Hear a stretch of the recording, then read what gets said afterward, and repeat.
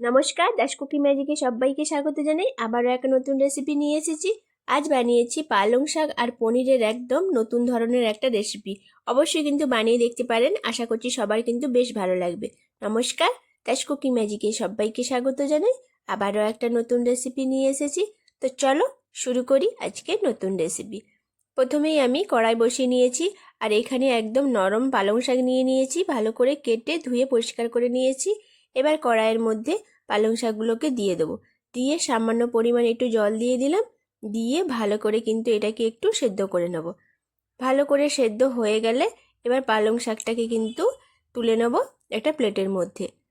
একদম নরম করে কিন্তু পালংটাকে সেদ্ধ করে নিতে হবে। তারপরে কড়াইয়ের মধ্যে দিয়ে দিলাম সামান্য পরিমাণ তেল, দিয়ে দিলাম আলু। এবার আলুটাকে কিন্তু একদম ছোট ছোট করে কেটেছি। এবার আলুটাকে ভালো করে একটু ভেজে নিলাম, ভেজে তুলে নেব। এবার ওই তেলের মধ্যে দিয়ে দিলাম আমি পনিরগুলোকে, দিয়ে পনিরটাকেও কিন্তু একটু ভালো করে লাল করে ভেজে নেব। পনিরটাকে ভালো করে ভাজা হয়ে গেলে এবার পনিরটাকেও কিন্তু তুলে নিলাম। এবার কড়াইয়ের মধ্যে আরও সামান্য পরিমাণ একটু তেল দিয়ে দিলাম গরম মশলা ফোড়ন, আর দিয়ে দিলাম জিরে ফোড়ন। দিয়ে একটু ভাজা ভাজা হলে ওর মধ্যে দিয়ে দিলাম আমি পেঁয়াজ কুচি। পেঁয়াজটাকে লম্বা লম্বা করে কেটে নিয়েছি। দিয়ে পেঁয়াজটাকে কিন্তু একটু ভালো করে কিন্তু লাল লাল করে ভেজে নিলাম। ভাজা হয়ে গেলে এবার একটু দিয়ে দিলাম রসুনকে গ্রেট করে নিয়েছি, ওটাও দিয়ে দিলাম।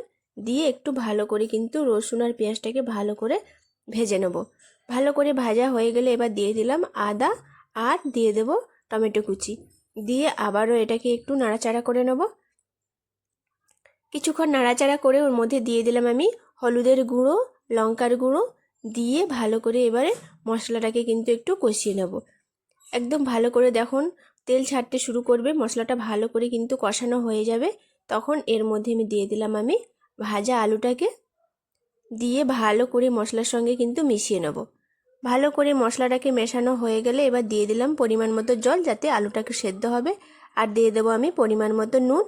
দিয়ে ঢাকা দিয়ে এটাকে ভালো করে কিন্তু সেদ্ধ করে নিতে হবে।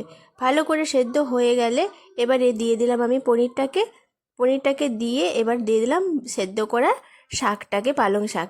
দিয়ে এবার কিন্তু একটু নাড়াচাড়া করে নেব।